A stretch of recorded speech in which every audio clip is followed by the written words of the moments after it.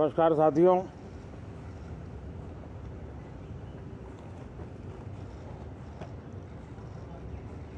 ठंड शायद विलंब से चल रही है और बहुत धीमी गति से ठंड आ रही है, लेकिन राजनीतिक गर्मी बड़ी तेजी से बढ़ रही है।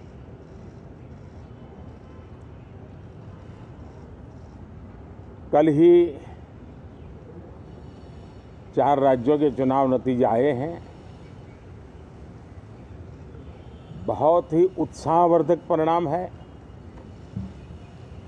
ये उनके लिए उत्साहवर्धक है जो देश के सामान्य मानवी के कल्याण के लिए कमिटेड है, जो देश के उज्जवल भविष्य के लिए समर्पित है, विशेषकर सभी समाजों की, सभी समूहों की, शहर और गांव की महिलाएं, सभी समाज के, सभी समूह के, गांव और शहर के युवा, हर समुदाय के, समाज के किसान और मेरे देश के गरीब, ये 4 ऐसी महत्वपूर्ण जातियां हैं जिनका एम्पावरमेंट, उनके भविष्य को सुनिश्चित करने वाली ठोस योजनाएं और लास्ट माइल डिलीवरी,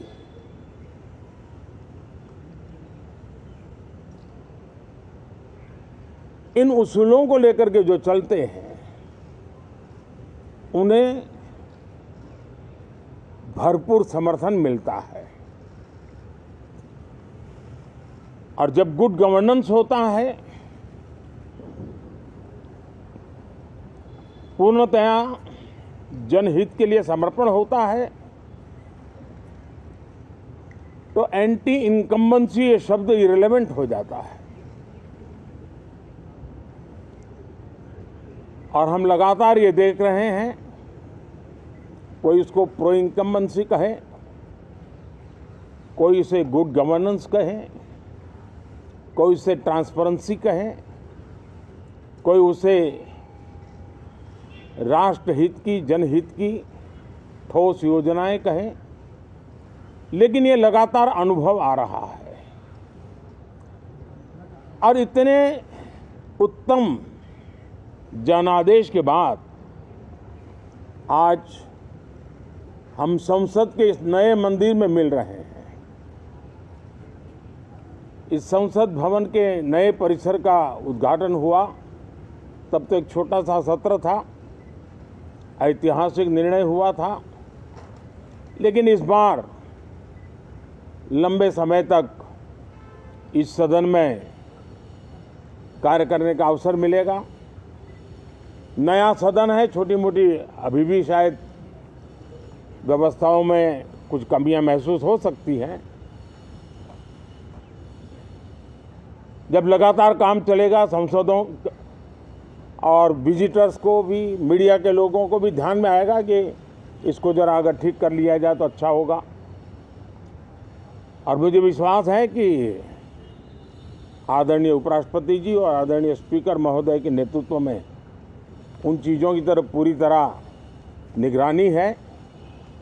और आपसे भी मैं कहूँगा, कोई चीज़ ऐसी छोटी मोटी आपके ध्यान में आए तो ज़रूर आप ध्यान आकर्षित करना, क्योंकि ये चीज़ें जब बनती हैं तो आवश्यकता के अनुसार बदलाव की भी ज़रूरत होती है। देश ने नकारात्मकता को नकारा है। मैं लगातार सत्र के प्रारंभ में विपक्ष के साथियों के साथ हमारा विचार विमर्श होता है, हमारी मेन टीम उनसे चर्चा करती है। मिलकर के भी सबके सहयोग के लिए हम हमेशा प्रार्थना करते हैं, आग्रह करते हैं। इस बार भी इस प्रकार की सारी प्रक्रियाएं कर ली गई हैं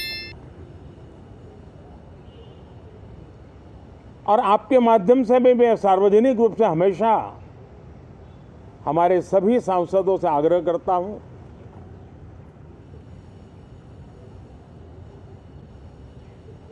लोकतंत्र का ये मंदिर जन आकांक्षाओं के लिए विकसित भारत की नींव को अधिक मजबूत बनाने के लिए बहुत महत्वपूर्ण मंच है। मैं सभी माननीय सांसदों से आग्रह कर रहा हूं कि वो ज्यादा से ज्यादा तैयारी करके आएं, सदन में जो भी बिल रखे जाए उस पर गहन चर्चा हो, उत्तम से उत्तम सुझाव आए और उन सुझावों के द्वारा, क्योंकि जब एक सांसद सुझाव देता है तो जमीनी अनुभव का उसमें बहुत ही उत्तम तत्व होता है, लेकिन अगर चर्चा ही नहीं होती है तो देश उससे मिस करता है उन चीजों को। और इसलिए मैं फिर से आग्रह करता हूं, और अगर मैं वर्तमान चुनाव नतीजों के आधार पर कहूं तो जो विपक्ष में बैठे हुए साथी हैं, ये उनके लिए गोल्डन अपॉर्चुनिटी है।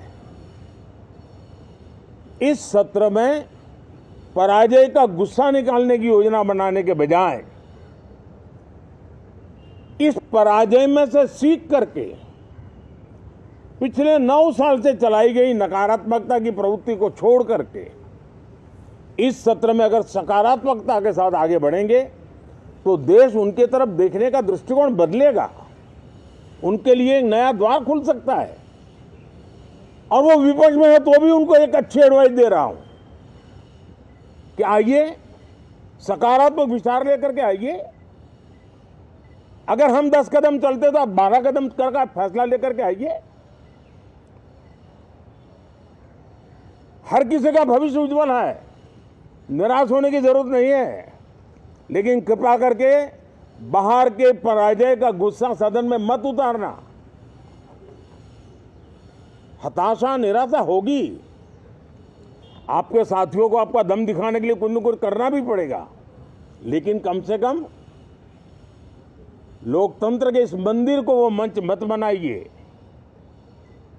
और अभी भी मैं कहता हूं, मैं मेरे लंबे अनुभव के आधार पर कहता हूं कि थोड़ा सा अपना रुख बदलिए, विरोध के लिए विरोध का तरीका छोड़िए, देश हित में सकारात्मक चीजों का साथ दीजिए, अच्छी उसमें जो कमियां हो उसकी डिबेट कीजिए।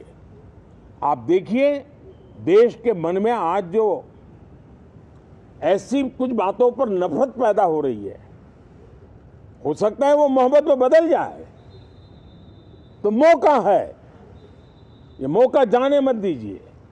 और इसलिए हर बार मैं करबद्ध प्रार्थना करता रहा हूं कि सदन में सहयोग दीजिए।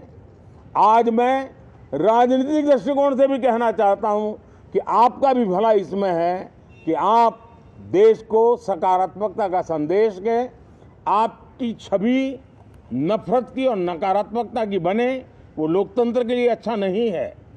लोकतंत्र में विपक्ष भी इतना ही महत्वपूर्ण है, उतना ही मूल्यवान है और उतना ही सामर्थ्यवान भी होना चाहिए। और लोकतंत्र की भलाई के लिए मैं फिर से एक बार अपनी ये भावना को प्रकट करता हूं।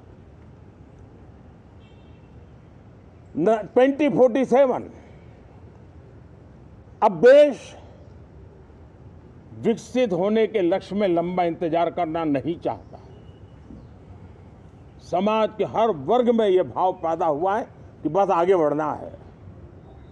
इस भावना को हमारे सभी माननीय सांसद आदर करते हुए सदन को उस मजबूती से आगे बढ़ाएं, यही मेरी उनसे प्रार्थना है। आप सबको भी साथियों मेरी बहुत बहुत शुभकामनाएं हैं। बहुत बहुत धन्यवाद।